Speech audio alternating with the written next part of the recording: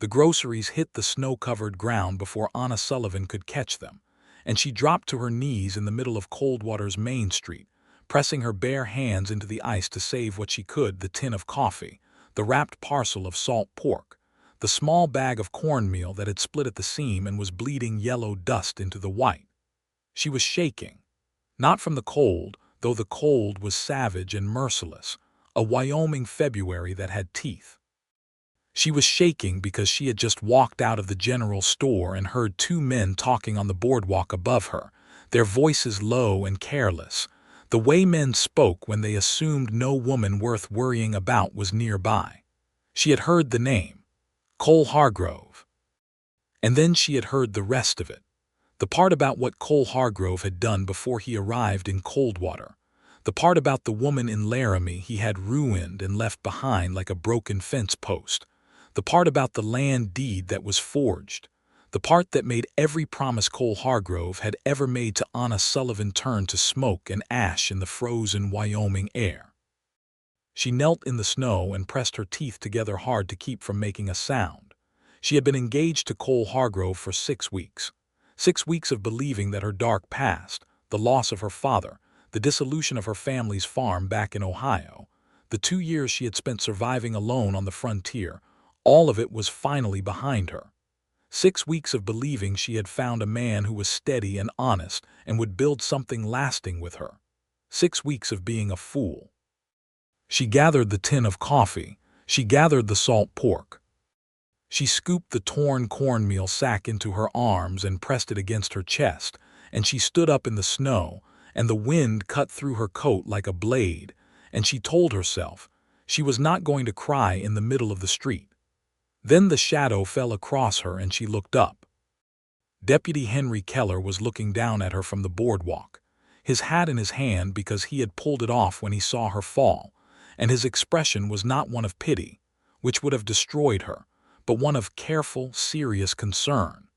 He was 28 years old, tall and spare, with dark eyes that had always struck her as unusually attentive for a man who said as little as he did. He had a deputy's badge pinned to his coat and snow on his shoulders, and he had clearly seen the whole thing. He stepped off the boardwalk and crouched beside her without asking permission, and picked up the item she had missed, the small bottle of vanilla extract she had not even known she'd dropped, and the folded paper of baking soda that had skittered under the edge of the wooden step. He straightened and gathered the groceries that were sliding from her arms, and he held them against his own chest with the same careful matter-of-factness he brought to everything. And then he looked at her with those dark eyes, and he said very quietly, "You should not do this alone." Anna Sullivan opened her mouth to tell him she was perfectly fine. And then everything inside her broke open like that cornmeal sack, like something that had been holding its shape only by the thinnest margin, and she had to look away from him and focus on the ice-glazed front of the hardware store across the street until she could breathe again. Because he was not just talking about the groceries. She was almost certain of that. And the worst part, the hidden, terrifying part she had never let herself examine, was that she had known for 6 weeks exactly who she would rather have said those words to her, and it was not Cole Hargrove. It was this man standing in front of her in the snow. She had arrived in Coldwater, Wyoming in October of 1882 on a Tuesday on the afternoon stage from Cheyenne. She had 2 trunks, $43, a letter of employment from a woman named Mrs. Dort who ran the town's only boarding house, and the kind of quiet, absolute determination that comes not from strength, but from having absolutely no remaining options. Anna was 25 years old. She was the daughter of Patrick Sullivan, an Irish immigrant who had built a small but respectable farm in central Ohio, who had died of fever in the summer of 1879, leaving behind debts that his bank wasted no time in collecting. She had spent 2 years in Cincinnati working as a seamstress, then 1 year in Cheyenne working as a cook in a hotel kitchen, and she had moved to Coldwater because the wages Mrs. Dort offered were slightly better, and because Cheyenne had begun to feel like a city that was slowly swallowing her without noticing she was there. Coldwater was small. It had perhaps 400 residents, a main street with a general store, a hardware store, a barber shop, a saloon, a church, a small schoolhouse, a livery, and a land office. It had a sheriff named Bill Oakes, who was a decent enough man in his 50s with a bad hip, and it had one deputy, which was Henry Keller. She had seen Henry Keller within her first hour in town. He had been standing on the boardwalk outside the sheriff's office, and he had tipped his hat to her when the stage pulled in, the way most men in these smaller towns still did when a woman arrived, particularly an unaccompanied one, because unaccompanied women arriving on the stage in a town like Coldwater were usually either brides sent for by someone, or women who had run out of somewhere else to go, and either way they tended to attract a certain amount of masculine attention. Henry Keller had tipped his hat and then gone back to watching the street, which she had found, in retrospect, deeply refreshing. Mrs. Dort was a stout, efficient woman of 60, who ran her boarding house with the firm logic of someone who had been managing difficult situations for most of her life. She showed Anna a clean room with a narrow bed and a window that looked out over the back lot, gave her a list of her duties: cooking, cleaning, laundry assistance on Wednesdays and Saturdays, and told her that the town was mostly peaceable, that the saloon got loud on Friday nights but not dangerous, and that she was not to accept personal visitors in her room. Anna had spent her first week learning the rhythms of the town, the way you learn the personality of a horse before you decide how much to trust it. She had learned that the general store was run by a man named Phelps who was fair in his prices and kept good stock, that the church held services on Sunday mornings that about a third of the town attended, that the school teacher, a young woman named Miss Hobart, was clever and overworked and ate Sunday dinner at the boarding house every week, and that the deputy, Henry Keller, took his meals there as well, every evening except Sunday. Mrs. Dort had boarders who came and went, miners passing through, a land speculator who stayed 3 weeks and then vanished, a traveling salesman who was perfectly pleasant, but Henry Keller was what Mrs. Dort called a permanent, a boarder who paid monthly and could be counted upon not to disappear in the night. The first real conversation Anna had with Henry Keller happened in the second week of October, in the kitchen of the boarding house, at 7 in the morning, when she came down to begin breakfast and found him already there, standing at the stove with a pot of coffee he had made himself, because he had apparently learned years ago that if he wanted coffee before 6:30, he needed to be self-sufficient about it. He offered her a cup before she could even reach for the pot, and she took it, because October mornings in Wyoming were cold enough to make good manners temporarily irrelevant, and they stood on opposite sides of the kitchen and drank their coffee in silence for a few minutes, and then he said carefully, as though testing whether conversation was welcome, "You are from the East." "Ohio," she said. He nodded. "Long way." "Yes," she said. There was another silence, and then she asked him, because she was curious and because silence made her restless, "How long have you been in Coldwater?" "4 years," he said. "Before that," he looked at his coffee cup for a moment. "Kansas," he said. "Abilene." She had not pressed him further. There was something in the way he said it that made her understand that Abilene was part of his dark past in some way, something he carried but did not display, the way you carry an old injury that has healed wrong and that you have learned to work around. But they had fallen into a habit after that, the early morning kitchen, the coffee, the careful quiet conversation that grew, over weeks, into something she found herself looking forward to more than she would have been comfortable admitting. He was not a man who filled silence with noise, which she respected. When he spoke, he said things that were worth hearing. He noticed things about the town, about the people in it, about her, with a precision that was sometimes startling. In late October, he had noticed that she was struggling with the heavy water buckets, and without saying anything about it had adjusted his morning schedule to come back through the boarding house around the time she normally needed to fill the kitchen barrels, and he had simply carried the buckets for her without making anything out of it. And it was precisely this quality, the the quality of doing without announcement, that she found herself storing away in some private, dangerous place inside herself. Cole Hargrove had arrived in November.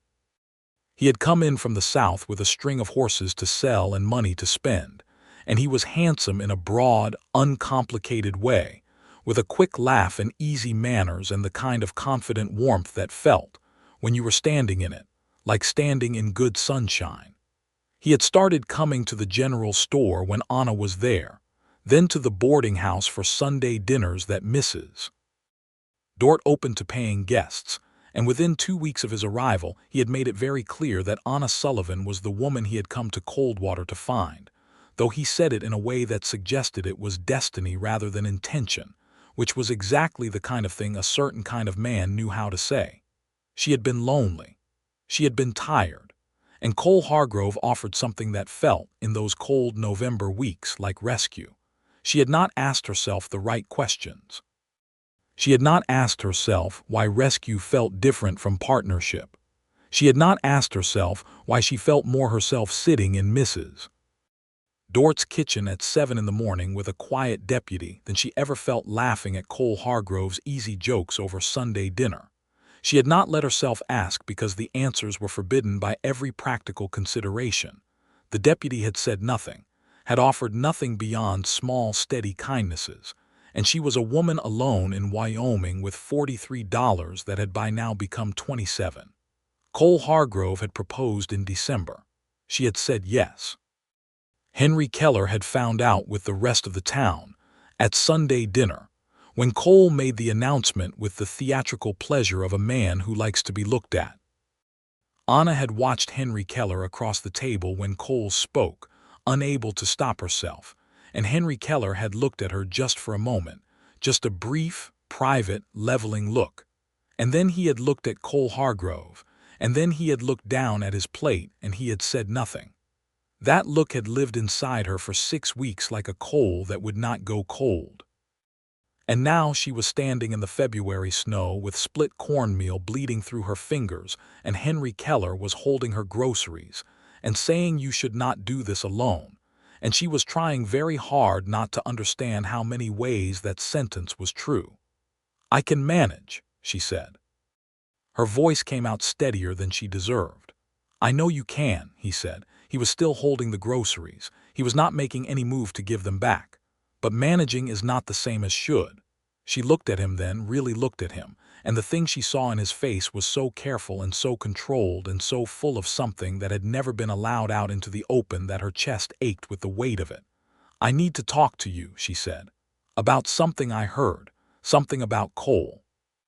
The change in his expression was very small, a slight tightening, a shift of his eyes toward the street around them, checking habit, deputy's reflex. "Not here," he said. "No," she agreed. "Not here."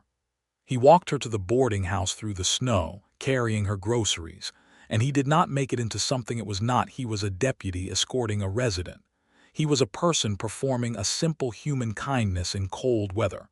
But he walked close enough beside her that his shoulder occasionally pressed against hers, and the warmth of that contact was more than just warmth. It was evidence. It was weight. It was something she had to be careful about.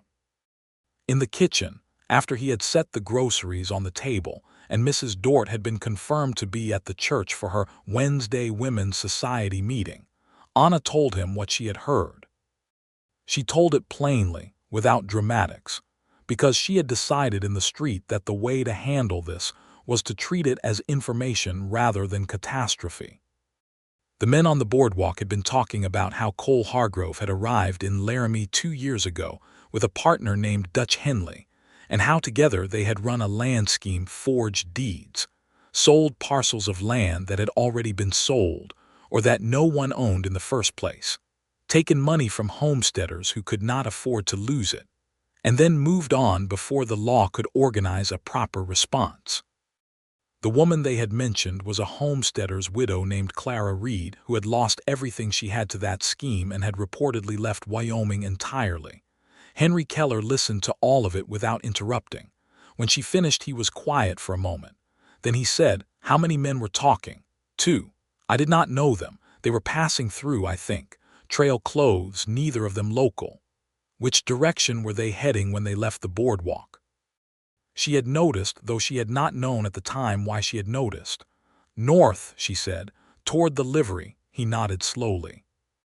She could see him turning the information over, checking it against things he already knew, things he was holding separately. Henry, she said, and it was the first time she had used his given name and they both noted it. Do you know something about this already? He met her eyes. In the quiet of the kitchen, with the snow pressing against the window and the smell of wood smoke from the stove, the distance between them felt at once very small and very significant. I have had some concerns about Hargrove since he arrived, he said carefully. Nothing I could take to Sheriff Oaks without more than my own unease. I wrote to the marshal's office in Cheyenne 6 weeks ago. 6 weeks ago. The same week she had accepted Cole Hargrove's proposal. She felt something cold that had nothing to do with the weather move through her chest. You did not say anything to me, she said. I did not have proof, he said, and he stopped. He looked at the table between them. I was not sure it was my place. The restraint in that sentence was enormous. She understood its full weight. He had written to Cheyenne. He had gathered his concerns into proper form and sent them through official channels. He had not come to her with rumors and shadows because he would not do that to her, would not hand her fear without foundation, and also because she had been engaged to the man, and the kindness of staying silent when you might be wrong had a particular texture when the person involved was someone you cared about in a way you had not allowed yourself to name. Has the marshal's office responded? She asked. I received a letter on Monday, he said. I was trying to determine what to do with it. He reached into his coat. He had not removed his coat, which told her how seriously he was treating this, how close to the surface his professional instincts were, and he took out a folded paper and laid it on the table. She read it. It was from a deputy marshal named Castleton in Cheyenne. It confirmed that a man matching Cole Hargrove's description had been involved in land fraud activities in Laramie County, though under a different name. There was insufficient evidence for a formal warrant at this time, but inquiries were ongoing.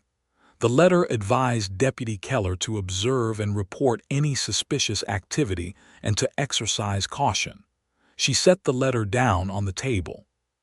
I'm going to break the engagement, she said. Henry Keller said nothing, but she saw something happen in his face, a very small, very private thing, something he immediately suppressed, but not before she had seen it clearly.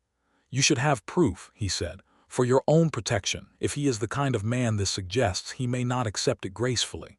I know, she said. I have been thinking about that on the walk home. Tell me what you are thinking, he said. And it was such a simple sentence, tell me what you are thinking, but it was so precisely what she needed in that moment, not to be managed or directed or protected from her own reasoning, but to be heard, that she had to look at her hands for a moment before she could answer. She told him her plan. It was not complicated. She would go to Cole that afternoon, before he heard any whisper from those two men that someone had been listening on the boardwalk, and she would tell him the engagement was not working for her personally, without specific accusation, while Henry had time to gather more concrete evidence for the marshal.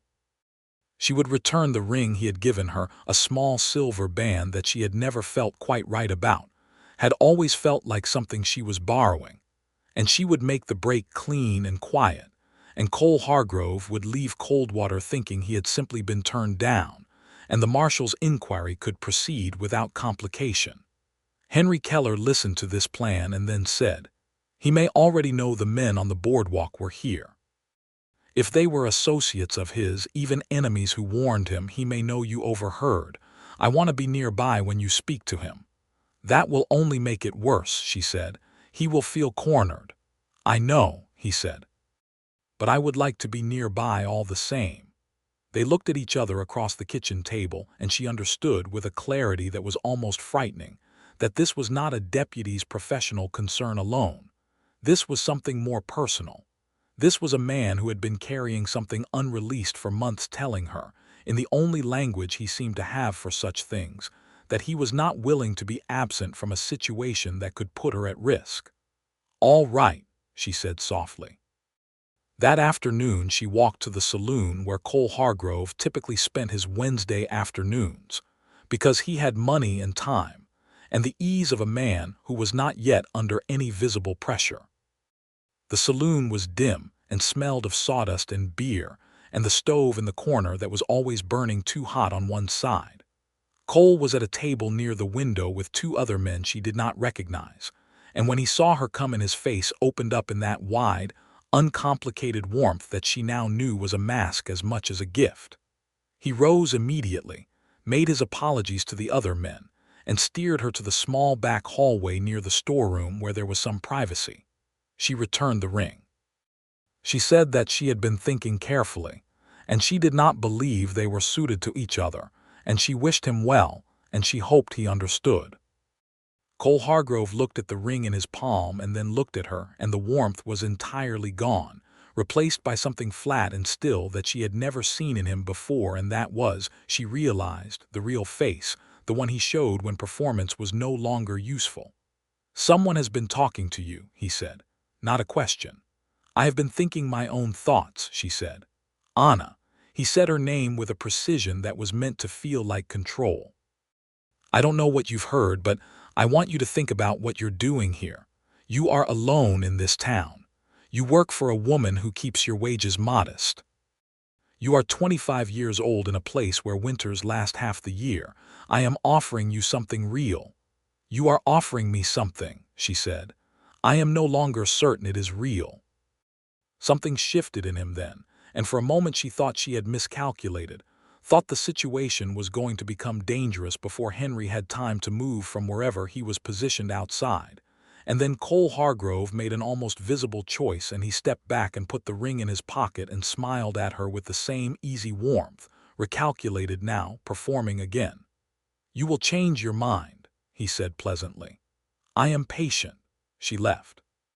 Henry was outside against the wall of the building adjacent to the saloon, positioned where he could see the saloon door and the alley to the side, and when she came out she told him quietly how it had gone, and he listened, and he said, "He's going to want to find out what you know before he decides how to respond." He paused. "I think you should not be alone in the evenings for the next while. You are suggesting you will watch the boarding house." "I do my rounds past it every night," he said. "It does not need to be anything more than that." It became, over the following 2 weeks, rather more than that. Henry Keller began appearing at the boarding house in the early evenings, ostensibly for his usual supper, but staying later, into the hour when Mrs. Dort sat by her fire with her knitting, and the boarders drifted off to their rooms, and he and Anna would sit in the parlor or the kitchen and talk. Really talk, not the careful morning coffee conversation of before, but something with depth to it, something that moved through history and thought, and all the things you only tell someone when you have stopped protecting yourself. She told him about Ohio, about her father, Patrick Sullivan, who had loved books and hated debt and had died with both, who had told her when she was 12 years old that the thing she would need most in her life was her own good sense, because the world would try to convince her that someone else's good sense was better, and they would almost always be wrong. She told him about Cincinnati, about the seamstress work, about the supervisor named Mr. Crane, who had been cruel in the specific petty ways that men with small power can be cruel, and how she had left rather than shrink herself further to fit his dimensions. She told him about Cheyenne, about the hotel kitchen, about the cook there, a Sioux woman named Maggie who had taught her to make fry bread, and who had told her stories about what the land looked like before the cattle and the railroads, and how Anna had felt the injustice of those stories in her bones but had not known what to do with it. Henry listened to all of it. He did not perform sympathy, did not offer the smooth reassurances that cost nothing. He listened with his full attention, which was a gift she had not known she was hungry for. He told her about Abilene. It came out slowly, over several evenings, in pieces, the way you remove a splinter, uncomfortable but necessary. He had gone to Abilene at 22, from Illinois, following a friend named James Delaney who had convinced him there was good work in the cattle trade.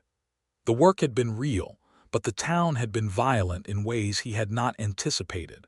The kind of violence that comes from too many armed men in too small a space, with too much money moving too fast and no established order to hold it.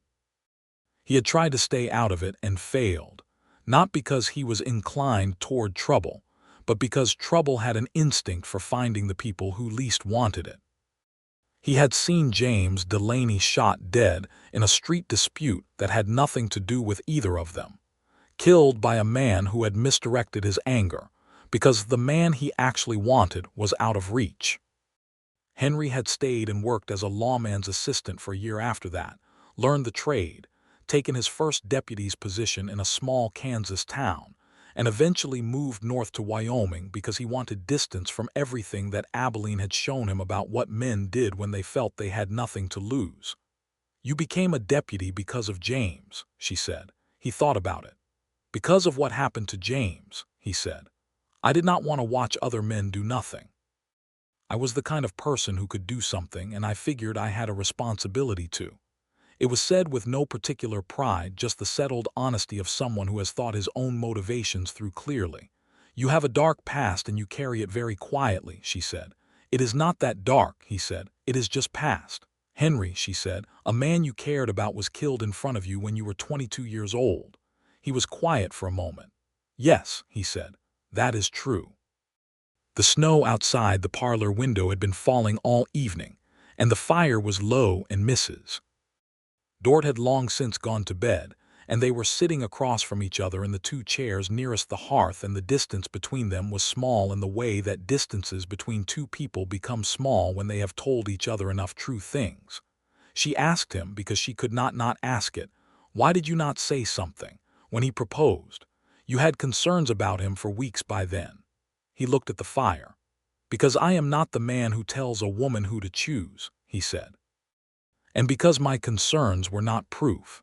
And because—" he stopped again with that characteristic pause that meant he was deciding how close to the true thing he was willing to get. "Because I had not said the things I might have needed to say first, and it was late for them." The room was very quiet. The fire crackled. Outside, the wind moved the snow across the empty street. "What things?" she asked. Her voice was barely above a whisper. He looked at her. "Anna," he said, and her name in his mouth had a particular weight, careful and certain at once. "I am trying to do this properly. There is still a situation with Hargrove that is unresolved. It would not be—" "Henry," she said, "please tell me the things." He looked at her for a long moment, and what she saw in his face was not the careful, controlled expression of a man who said nothing he had not vetted, but something underneath it, something that had been waiting a long time to be acknowledged. "I have thought about you every day since October," he said. "I have thought about you in the morning when I make the coffee, and in the evening when I make my rounds, and at every point in between. I did not tell you because you are not a woman to be told things of that nature lightly, and because I could not offer you what Hargrove was offering, the apparent safety of it, the ease, and I did not know how to put something honest next to something that shone so bright." She crossed the small distance between the chairs, and she took his hand, which was resting on the arm of the chair, and she held it, and she said, "What Hargrove was offering was not safety. It was a trap wearing safety's clothes." His hand closed around hers. "I know," he said. "And what you were offering," she said, even without words, every morning, every evening, all of it. "Henry, I have known what you were offering for months. I was frightened of it because it asked something of me that his kind of easy promise did not ask. It asked me to be all the way present. It asked me to be myself without decoration." "Yes," he said. He turned his hand so their fingers interlaced. "That is exactly what it asks."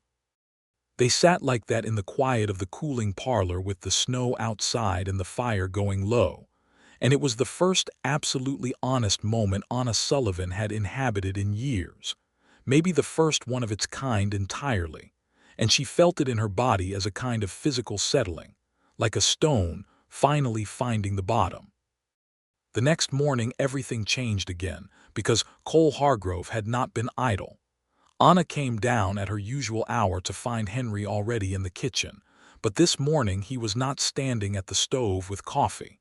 He was standing at the kitchen table with a piece of paper that had been slid under the boarding house door in the night. He handed it to her without preamble. The note was unsigned. It said in a cramped, deliberate hand, "Miss Sullivan has been talking to the deputy about matters that are not her concern. A woman in her position ought to think carefully about her situation before making herself an enemy of men who are patient." It was a threat. Oblique enough to be unprovable, direct enough to be unmistakable.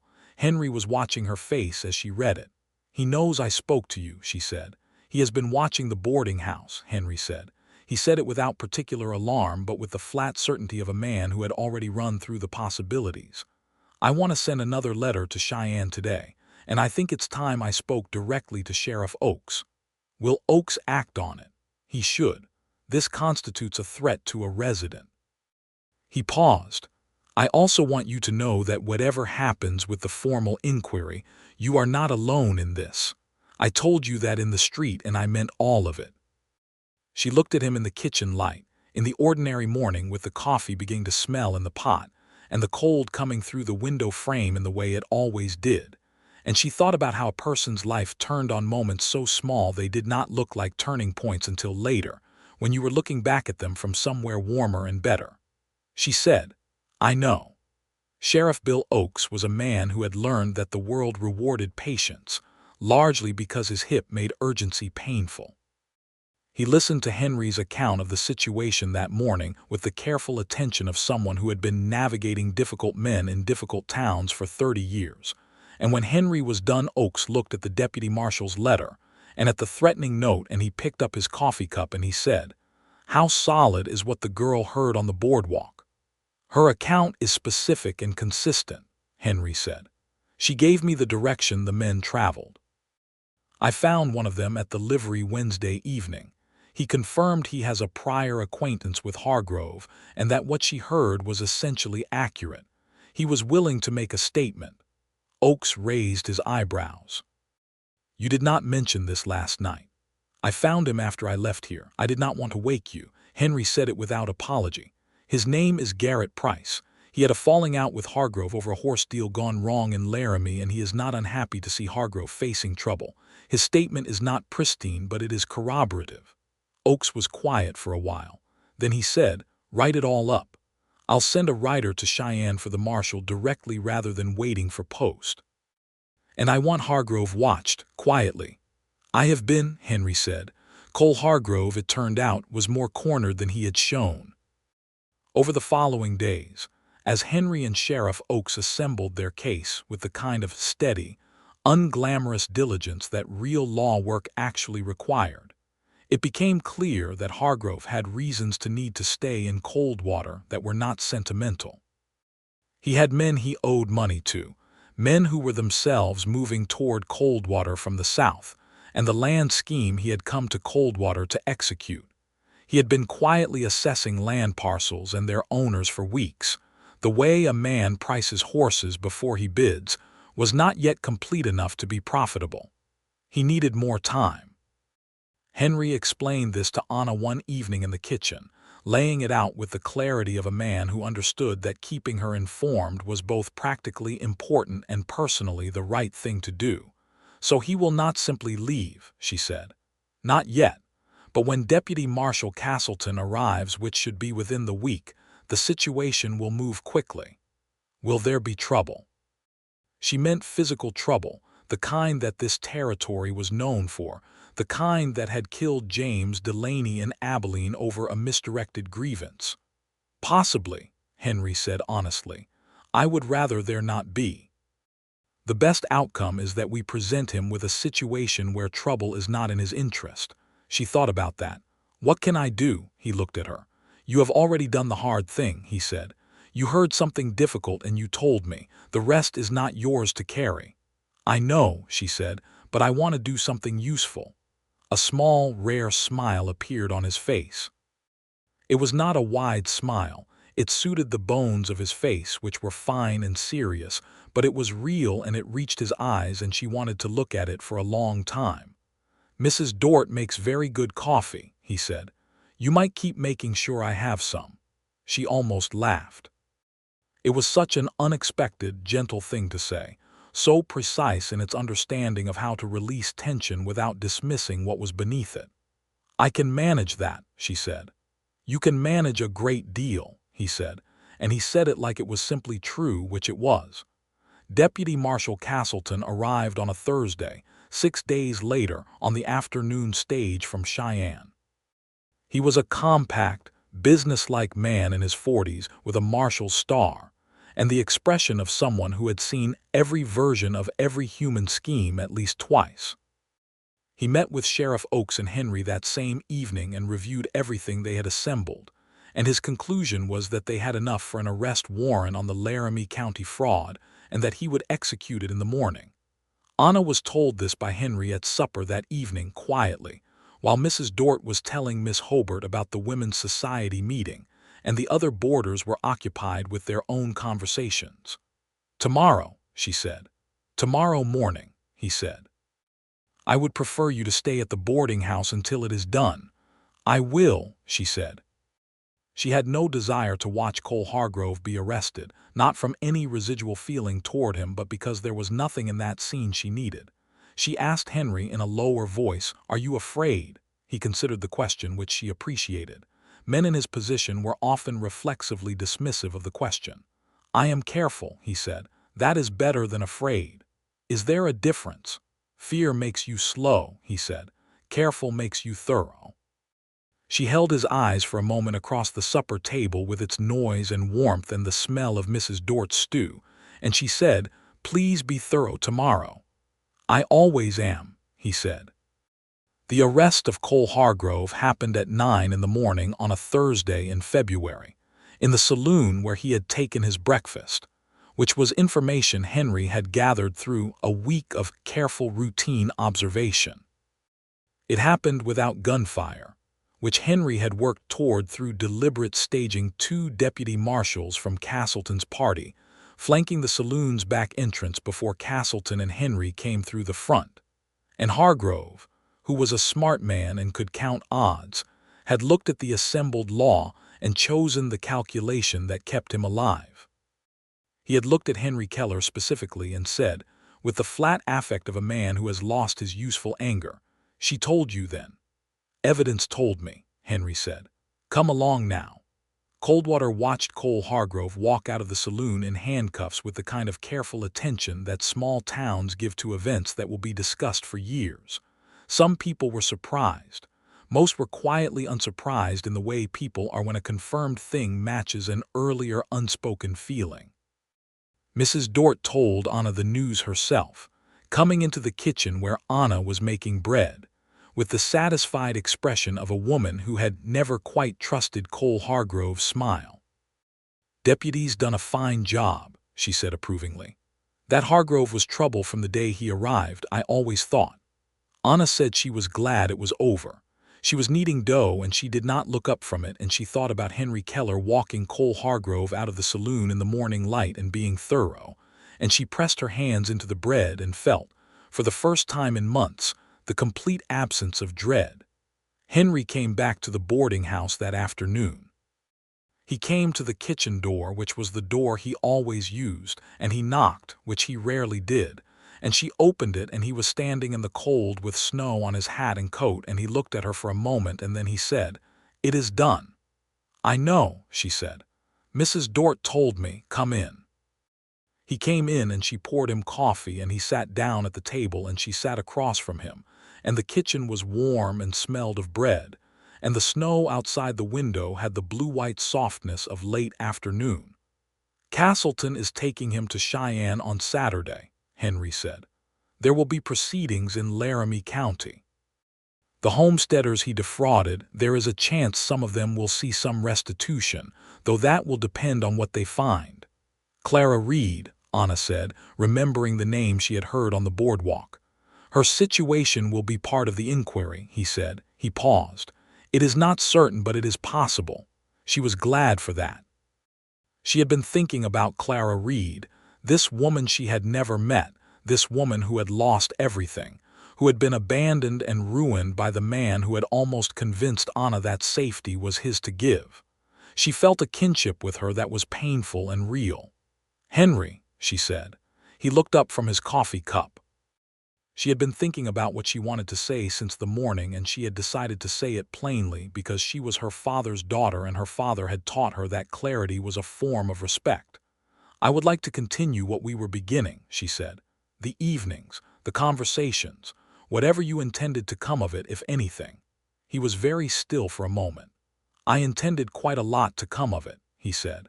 "I was simply being careful about the order of things." "The order of things is clearer now," she said.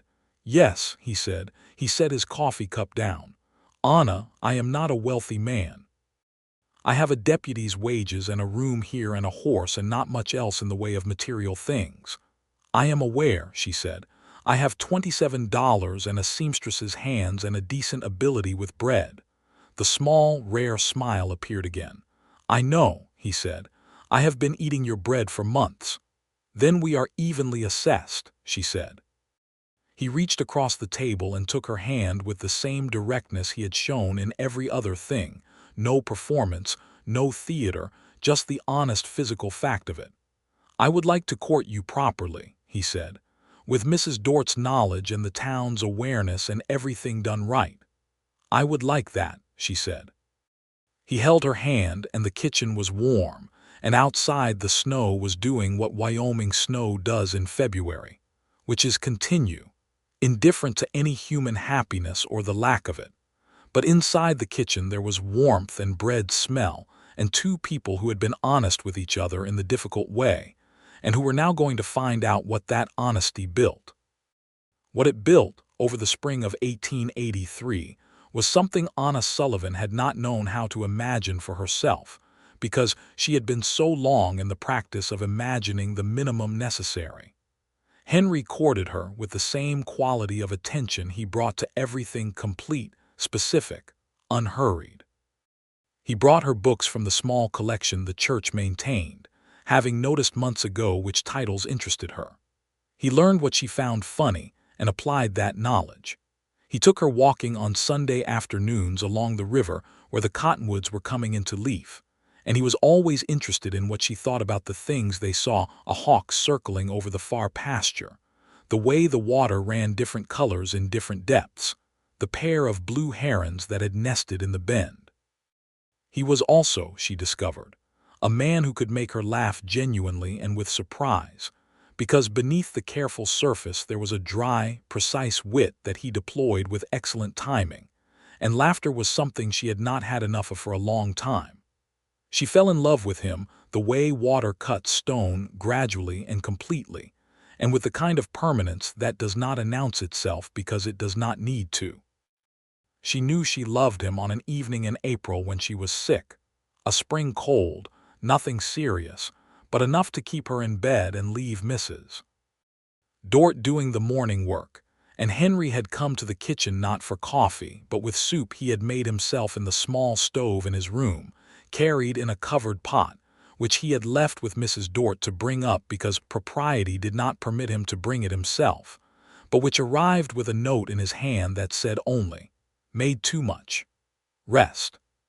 She held the note for a long time, and then she ate the soup, which was not fancy but was warm and had been made for her, and she thought about a man who had been making coffee in an empty kitchen at 6:30 in the morning since before she arrived, and who had made it for her without being asked since the day she arrived, and who had carried her groceries through the snow and said you should not do this alone, and she thought, "I love him. I have loved him for a long time. I was just too frightened to name it." She said it to him for the first time on a Sunday afternoon in May by the river, when the cottonwoods were all the way in leaf, and the afternoon was warm for the first time that year, and the grass was the impossible green of early Montana spring that always looks slightly too vivid to be real. She said it plainly. "I love you, Henry." He stopped walking. He looked at her. The May light was on his face, and he looked. She would remember this for the rest of her life. He looked like a man who has been carrying something very heavy for a very long time and has just been told he can set it down. "I love you," he said. I have said so in every possible way except the actual words for about 6 months. I know, she said. I wanted the words. He took her face in his hands and kissed her in the May afternoon by the river, and the cottonwood seeds were drifting through the air like snow except light and weightless, and she kissed him back and she thought, this is what I did not know how to imagine. This is the thing beyond the minimum necessary. He asked her to marry him on a Saturday in June. He did it in the kitchen in the morning with the coffee ready and the early light coming through the window, because it was the place that had always been most honestly theirs, and he did it with a ring he had ordered from the jeweler in Cheyenne, a thin gold band with a small garnet, her birthstone, which he had found out by asking Mrs. Dort, which had made Mrs. Dort very happy. He said, I want to marry you. I want to build something with you, not something I offer you as rescue, but something we build together, which is a different thing entirely and the only kind I want. She said, yes, that is the only kind I want too. They were married in August of 1883 in the Coldwater church, with Sheriff Oakes and Mrs. Dort and Miss Hobart, and most of the town in attendance, because Coldwater was small enough that a wedding was a genuine communal event, and Henry Keller was liked, and Anna Sullivan had become, in her months in the town, genuinely liked as well, not in the performed way of someone trying to be liked, but in the way people are liked when they are honest and kind and do what they say. The ceremony was performed by the minister, Reverend Alcott, who was a long-winded man but who kept himself to the standard words on this occasion, perhaps because Henry had asked him to, which was exactly the kind of low-key practical management Henry applied to everything. Anna wore a dress she had made herself from fabric she had ordered, ivory wool with a simple cut and small pearl buttons, and she carried a bunch of wildflowers that Miss Hobart had helped her gather from the riverside the previous morning, and she walked up the aisle of the small church toward Henry Keller, and he looked at her with the same complete, attending expression he had been looking at her with since October of 1882, and she felt no nervousness at all, only certainty. After the ceremony, there was a supper at Mrs. Dort's boarding house. Mrs. Dort had insisted on it, and there was dancing in the main room that went past the hour that propriety strictly approved of, and Sheriff Oakes told a story about Henry that was embarrassing, and Henry endured it with dignity, and Anna laughed until she had to press her hand over her mouth, and it was the best evening of her life to that point. They moved into a small house on the east side of town that Henry had rented, 2 rooms and a good stove, and a garden plot in the back that Anna began planning immediately, and that she planted in the spring with vegetables, and a row of marigolds for no practical reason, except that her mother had always grown marigolds, and it felt like a way of carrying something forward. Henry continued his work as deputy, and Anna continued doing some of her work for Mrs. Dort. The boarding house was within walking distance, and the income was useful, but she also took on some sewing work for families in the town, which better suited her skills and which she could do at home in the evenings, while Henry sat across the table from her doing his paperwork, and they had discovered that they could be quiet together in a way that was as sustaining as conversation, maybe more so, because it was the comfort of 2 people who no longer needed to perform. They talked every evening. About the town, about the cases Henry was working, about the books she was reading, about the letters she exchanged with a woman in Cincinnati who had been a neighbor of her family, about the things that irritated them, and the things that delighted them, and the small daily events that were only interesting because they were shared. In the winter of 1883, a letter arrived from Laramie County with news about the outcome of Cole Hargrove's case. He had been convicted on 2 counts of fraud and sentenced to 3 years. The letter also contained information that the court had ordered a partial restitution of funds to defrauded parties, which included Clara Reed. It was not everything she had lost. It never was.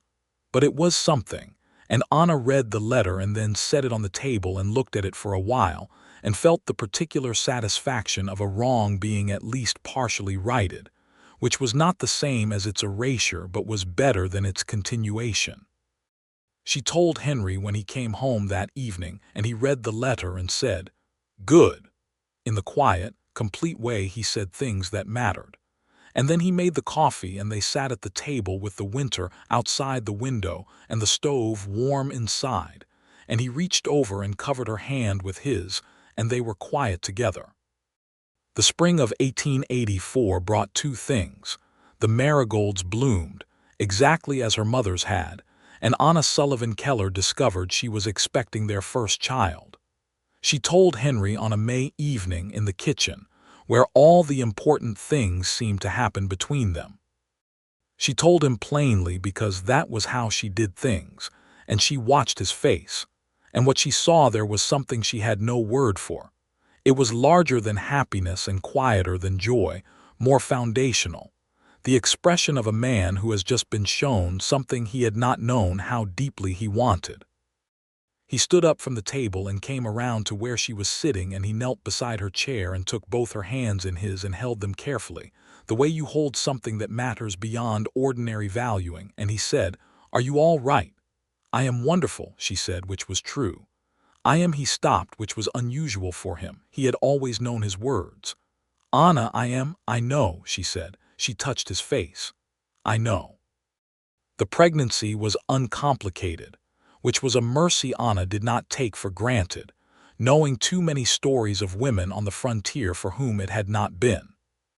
She was healthy and strong and stubborn about continuing her work past the point that some people considered appropriate, and Henry had learned not to override her stubbornness with management, but to accompany it.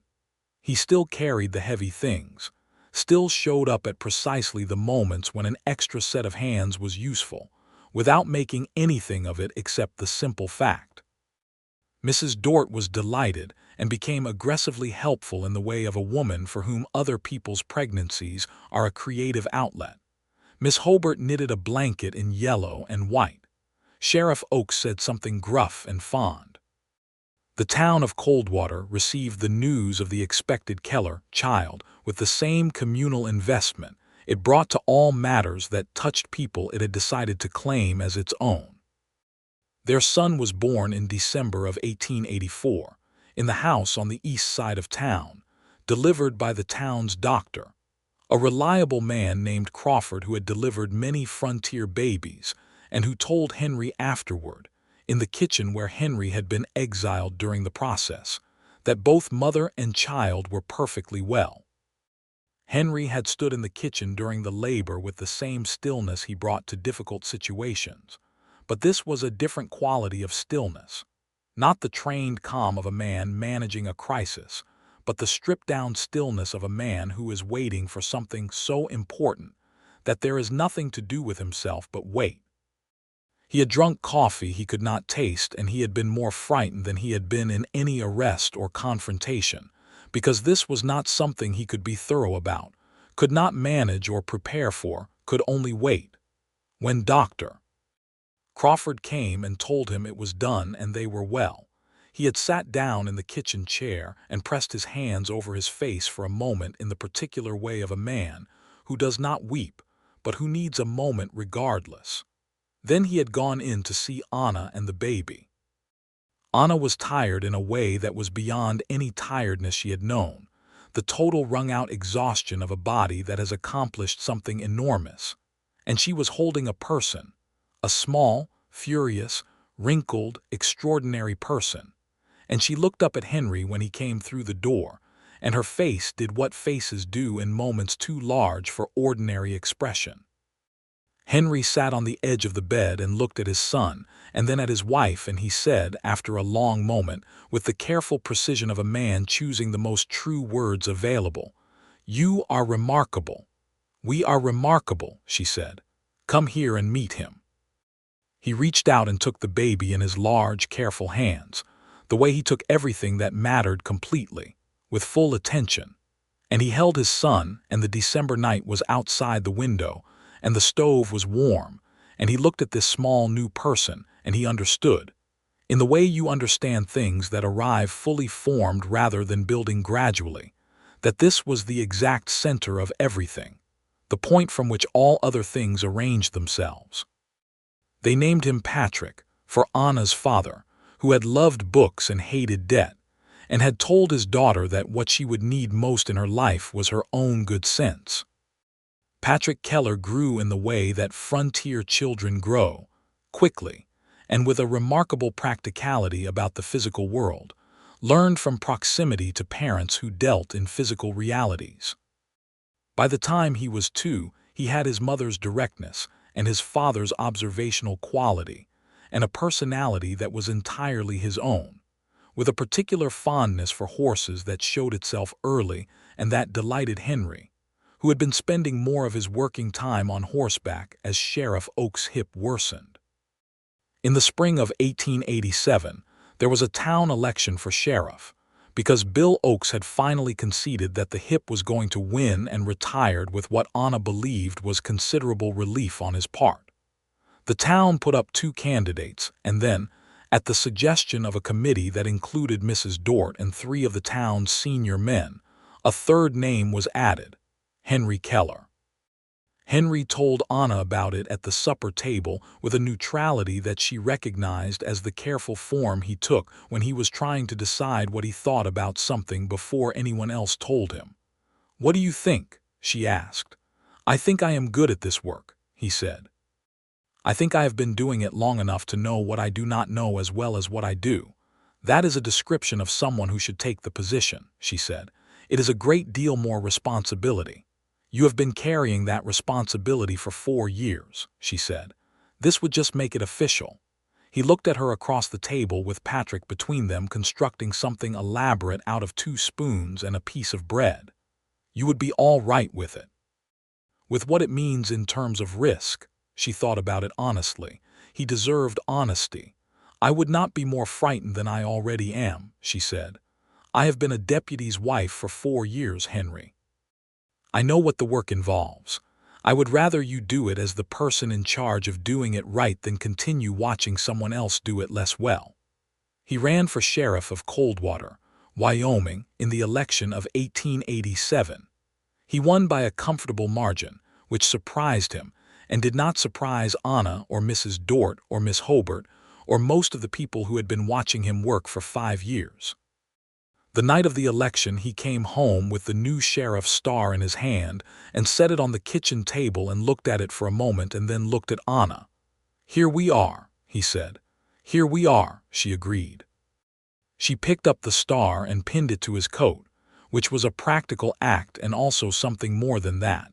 The way most things they did together were both things at once. He stood still for it, and then he covered her hands with his and they stood in the kitchen with the star between them and Patrick asleep in the back room and the Wyoming night outside.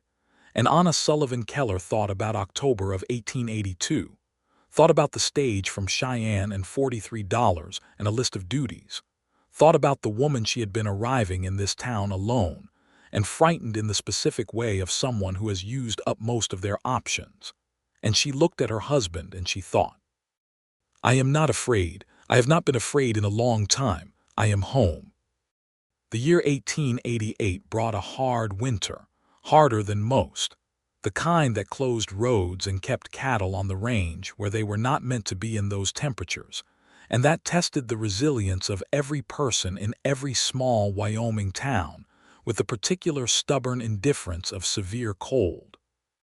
It also brought their second child, a daughter, born in February during a snowstorm that kept Dr. Crawford at the house for an extra day because the roads made returning impossible, which meant that Crawford ate Anna's bread for 2 days and played 3 hours of cards with Henry and was thoroughly welcomed, because they were the kind of people who made room. They named the girl Violet, for no particular ancestral reason except that Anna had always loved the word and Henry had looked at his daughter's small face and said, "Yes, that's right," with the assurance of someone recognizing something, which was exactly how he had always responded to things that were true. Patrick, at 3.5, greeted his sister with the equanimity of a child who has been prepared carefully and who fundamentally trusts the world his parents have made. He looked at her for a long time with an evaluating seriousness that was entirely his father's, and then announced that she was very small and went back to his horses, which seemed to Anna to be both fair and sufficient.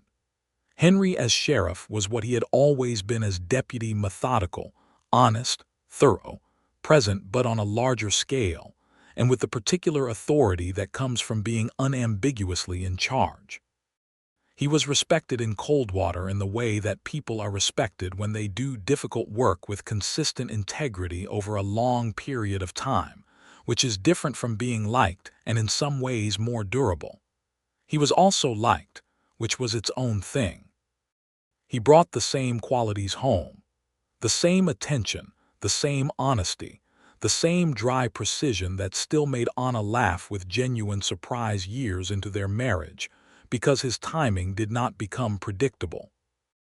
They built on the house in 1889, added 2 rooms because the family had expanded beyond the capacity of 2, and because Henry had quietly saved for it through 3 years of careful management, which Anna had both known about and pretended not to know about because watching him save for something without saying so was a private pleasure she had allowed herself. The addition was built in the summer, by Henry with help from 2 men from the town, one of them a carpenter named Dix who taught Patrick, now 4, how to hold a small hammer, which was an event that Patrick did not recover from in terms of enthusiasm. Henry working in the summer heat, shirtless in the afternoons, was another private pleasure Anna allowed herself without apology. Miss Hobart, the schoolteacher, married a farmer named Abernathy from the neighboring county in 1889 and left Coldwater, which was a genuine loss to the school, and which Anna felt sharply because they had become real friends over the years. The new schoolteacher was a young man from back east who was earnest and slightly bewildered by Wyoming, and who adjusted gradually. Patrick started school in 1891 at 6 years old, and came home the first day with opinions about it that were exhaustive, and which he delivered at supper, with a thoroughness that was so precisely his father's that Anna had to press her mouth together to keep from laughing at the wrong moment. Violet, at 3, observed her brother's school reports with dark, interested eyes that suggested she was storing everything for later use. In the summer of 1891, a letter arrived from Laramie County, forwarded through channels, from a woman named Clara Reed.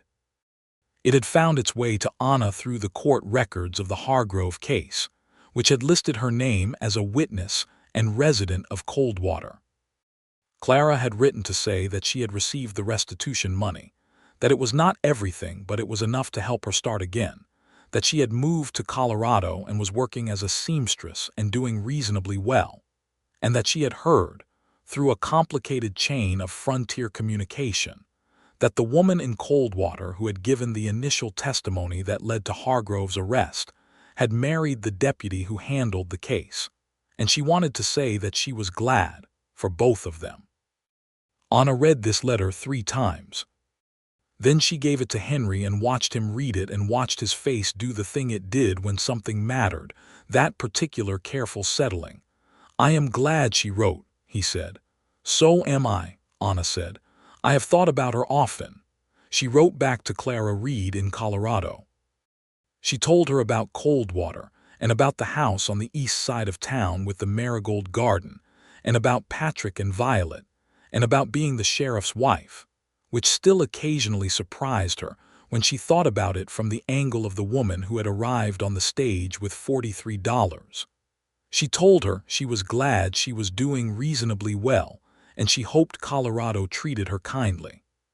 She told her because it was true, and because Clara Reed deserved to hear something true and good, that some things done to us leave us smaller and some things done to us, the surviving of them, the getting through leave us in possession of something we would not have had otherwise, some knowledge of our own capacity that comfortable lives do not always confer, and that she did not know if that was consolation or simply true, but that she offered it honestly.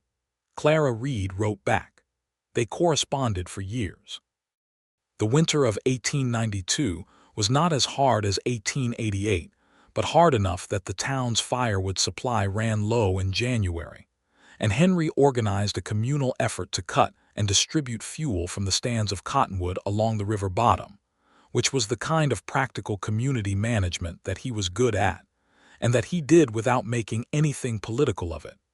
It was cold and people needed wood, and that was sufficient reason. Anna helped coordinate the distribution from the boarding house, which Mrs.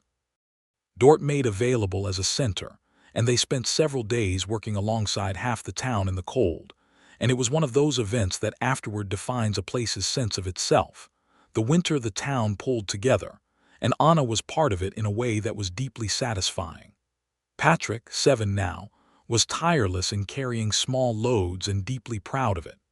Henry kept him from overdoing it with a quietly redirecting hand that Patrick, to his credit, accepted with only moderate complaint. Mrs. Dort retired from the boarding house in the spring of 1892, handing it to a niece who came from Denver and who was competent but had none of Mrs.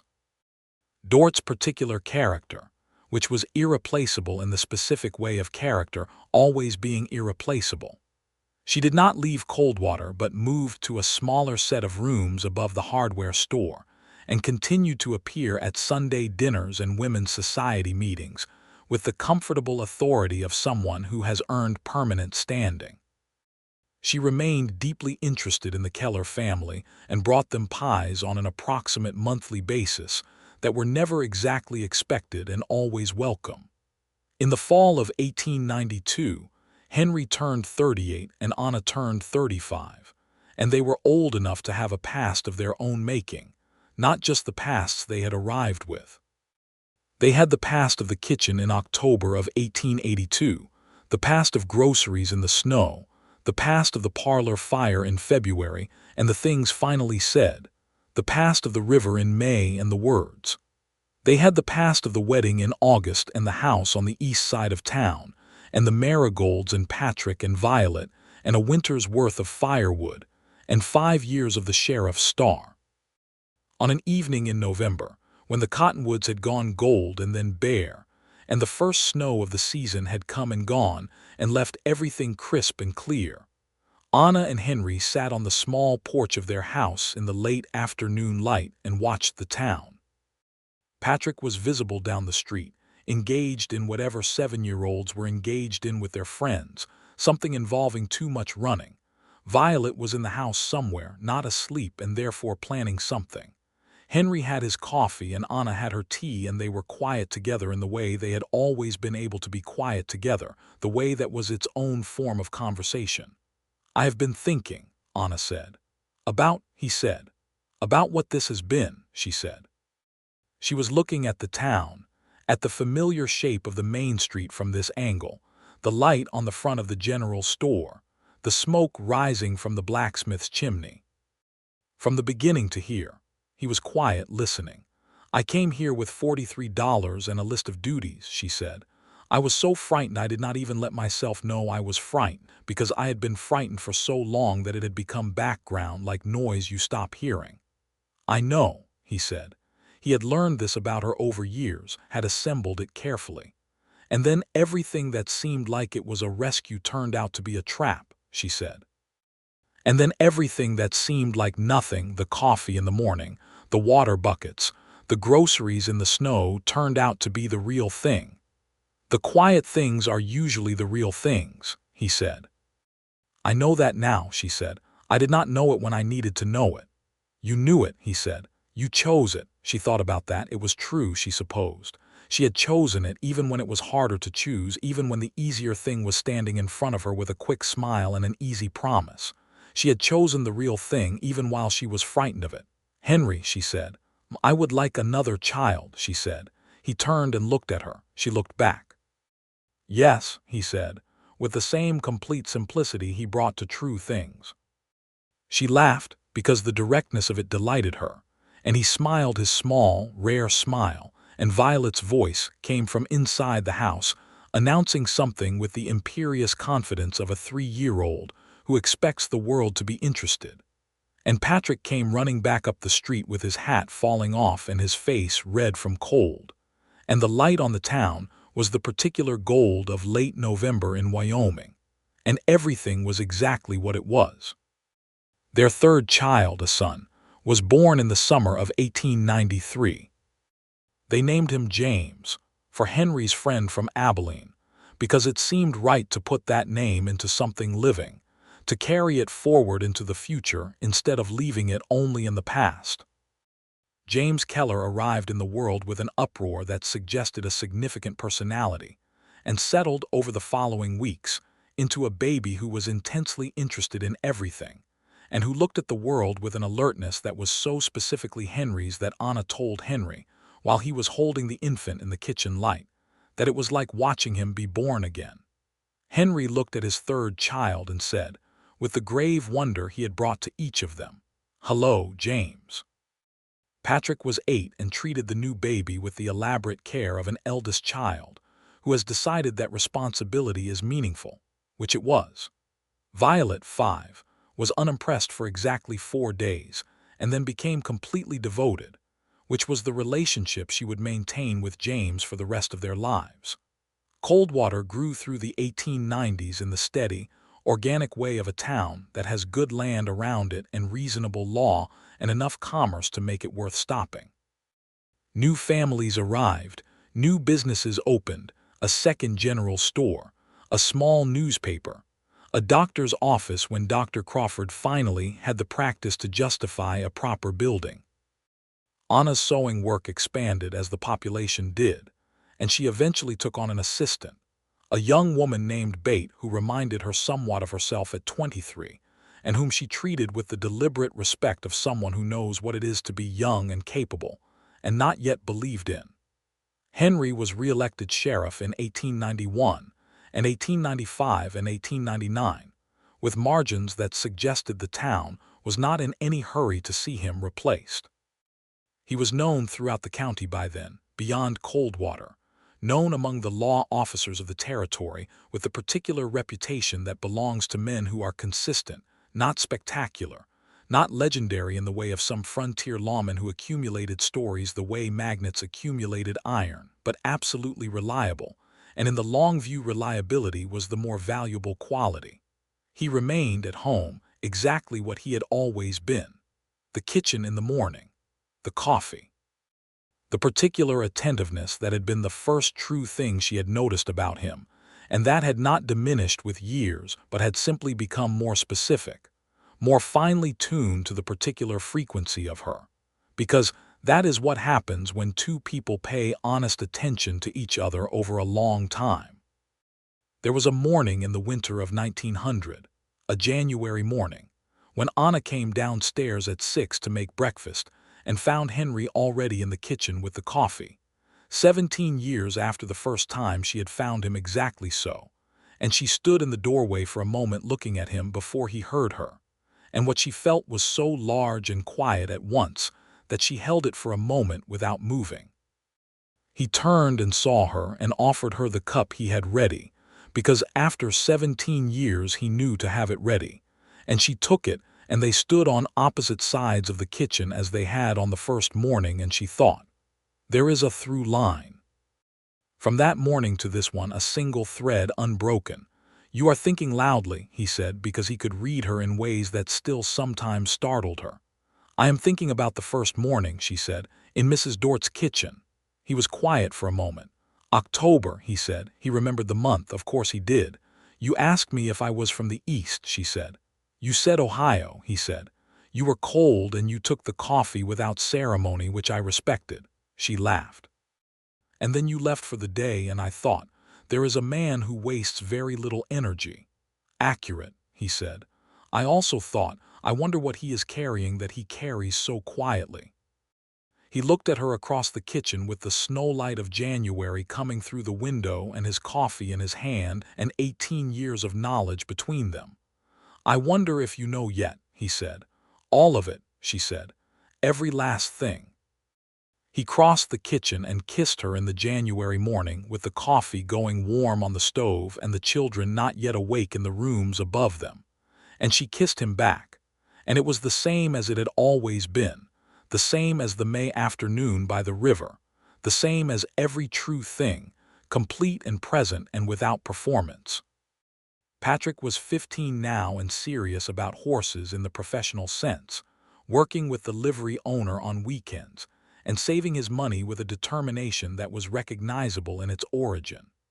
Violet was 12 and the most socially adept of the three children, with a gift for understanding people that she had probably absorbed from watching both her parents and that would, Anna suspected, lead her somewhere interesting.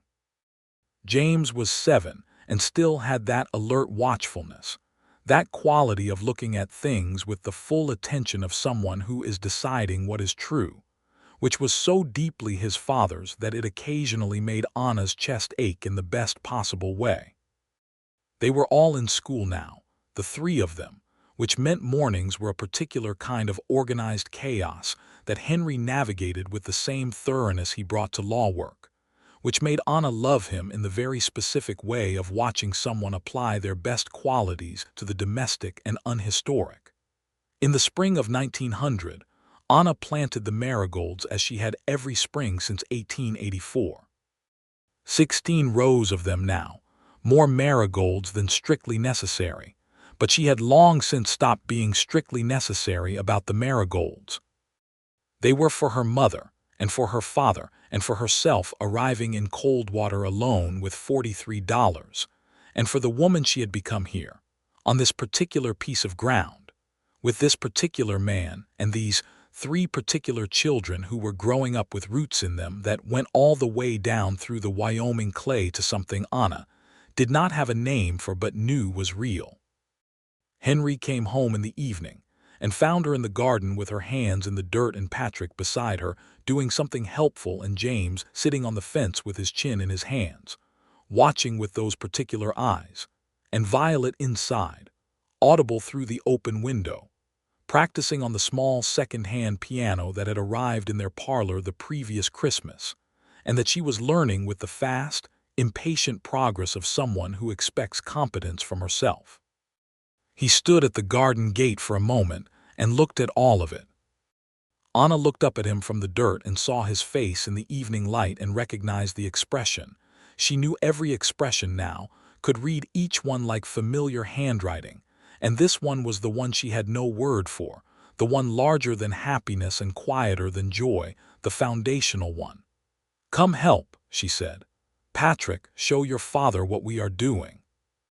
Patrick launched into an explanation with the thoroughness of a boy who takes gardening instruction seriously, and Henry came through the gate and listened with complete attention, and James got down from the fence and contributed opinions, and Violet's piano playing came through the window, and Anna pressed her hands into the warm spring soil and thought about everything that had brought her to this exact moment. Every hard thing, every loss, every frightened decision and brave one.